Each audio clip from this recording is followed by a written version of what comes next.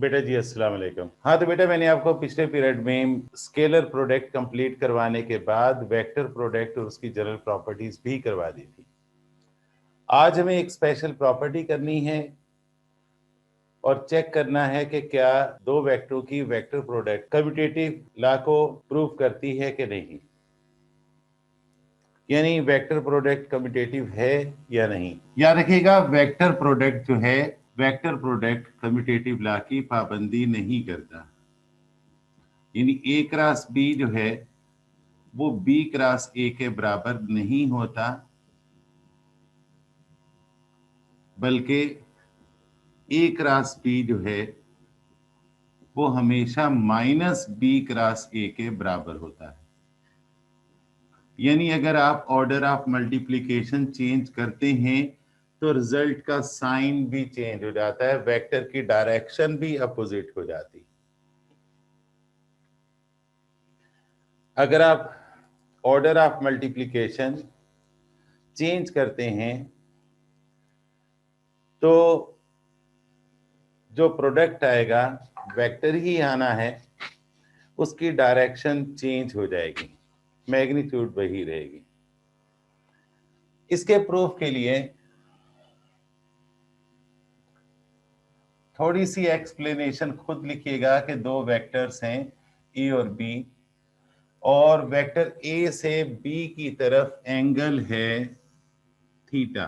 लिखिएगा consider two vectors A and B, the angle from vector A to vector B is theta.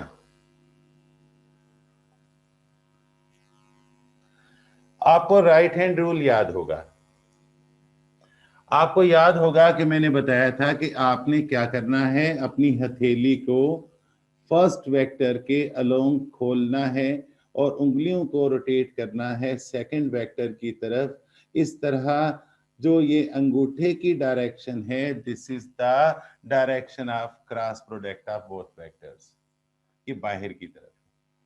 क्योंकि आप बाहर की तरफ इस तरह वेक्टर नहीं बना सकते, तो आप क्या करते हो, यहां पर वेक्टर इस तरह बनाते हो और इसकी डायरेक्शन बताते हो, एंगल की वजह से एंटी क्लॉकवाइज है। आपने इस वेक्टर को ए क्रॉस बी कहना है, मान लेना है कि ये वेक्टर सी के बराबर। याद रखिएगा वेक्टर सी की डायरेक्शन जो है वो आउटवर्ड द प्लेन है, perpendicular to the plane found by both vectors, ठीक है ना। तो आपने यहां और एक्सप्लेन करना है कि चूंकि दो वेक्टर्स की क्रॉस प्रोडक्ट भी एक वेक्टर है जिसकी डायरेक्शन फिगर के मुताबिक आउटवर्ड है, since the cross product of two vectors is also a vector quantity and in this figure the direction of cross product is outward perpendicular to the plane found by both vectors A and B. Let it is C. A cross B को आपने C मान लिया। The direction of C is perpendicular to both vectors. नीचे लिखेगा the direction of C is perpendicular to both vectors. Now, if we change the order of multiplication of both vectors, the direction of angle will be from vector B to vector A. अब अगर हमने order of multiplication change की, यानी angle की direction जो है वो हमने बी से ए की तरफ रखी, तो याद रखिएगा ये एंगल अब थीटा नहीं कहलाएगा, ये एंगल माइनस थीटा हो जाएगा। लेकिन हम इसे माइनस थीटा नहीं लिख रहे। अब ऐसी सूरत में फर्स्ट वेक्टर आपके पास बी है, तो आपने अपनी हथेली को बी पर रखकर खोलना है। खोल लिया। अब जनाब किसी पहलवान को बुलाइए कि वो आपकी उंगलियों को रोटेट करवाए ए की तरफ, या पकड़ के अपनी उंगलियों को रोटेट करवाइए, करवा सकते हैं। इसका बेस्ट वे ये है कि यहां सुराख कीजिए और अपने अंगूठे को सुराख के अंदर डाल दीजिए। इस जगह जहां पर दोनों स्टार्ट हो रहे हैं वेक्टर्स, यहां सुराख कीजिए और अपने अंगूठे को उस सुराख के अंदर डाल दीजिए दीवार में। फिर आपकी हथेली बी के अलोंग खुलेगी और आप उसे इजीली रोटेट कर सकते हैं। अब आपके अंगूठे की डायरेक्शन देखिएगा अंदर की तरफ है, क्योंकि हम अंदर की तरफ वेक्टर नहीं बना सकते, इसलिए हम क्या करते हैं, ऐसे वेक्टर बना। अब देखिए रोटेशन जो है वो क्लॉकवाइज हो गई, डाउनवर्ड होने की वजह से आप इस वेक्टर को पॉजिटिव नहीं बल्कि नेगेटिव कहेंगे, और मैग्नीट्यूड इसकी उतनी ही है, लेकिन डायरेक्शन क्या हो गई, perpendicular to the paper but invert the plane. अगर आप ऑर्डर ऑफ मल्टीप्लिकेशन चेंज करते हैं, यानी b क्रॉस a करते हैं, तो ऐसी सूरत में जनाब आपके पास आंसर आएगा -c vector. Multiply both sides by negative sign, दोनों तरफ नेगेटिव साइन से मल्टीप्लाई कर दीजिए, तो ये आपके पास +c हो जाएगा, माइनस टू माइनस प्लस, या आप इसे लिख सकते हैं -b cross a is equal to c। ये इक्वेशन 2 हो गई, इसे इक्वेशन 1 मान लीजिए और लिखिए by comparing equation 1 and equation 2 we get. अब गौर कीजिएगा दोनों इक्वेशंस की राइट साइड सेम हो गई,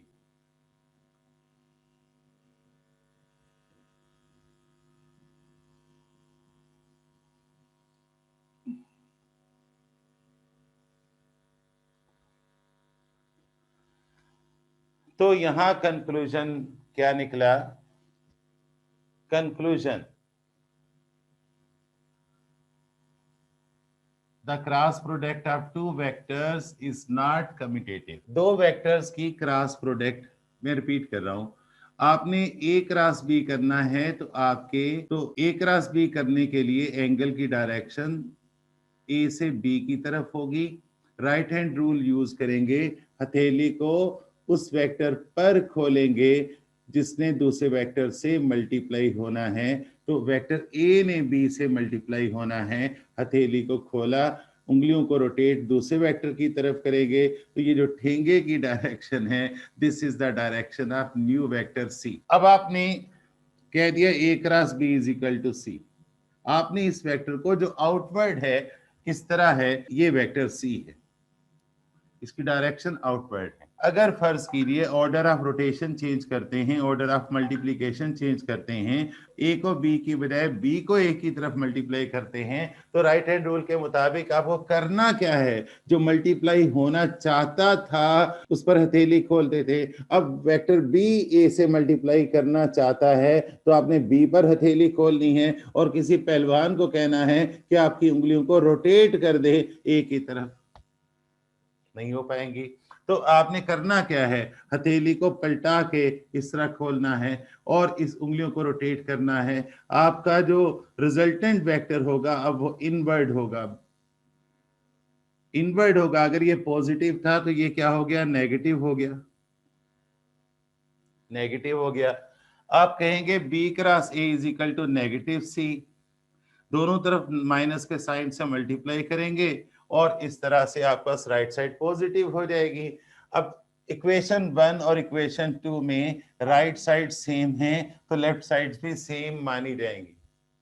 यहां हमारे पास ये नतीजा निकला कि a क्रॉस b जो है वो b क्रॉस a के बराबर नहीं बल्कि -b क्रॉस a के बराबर है।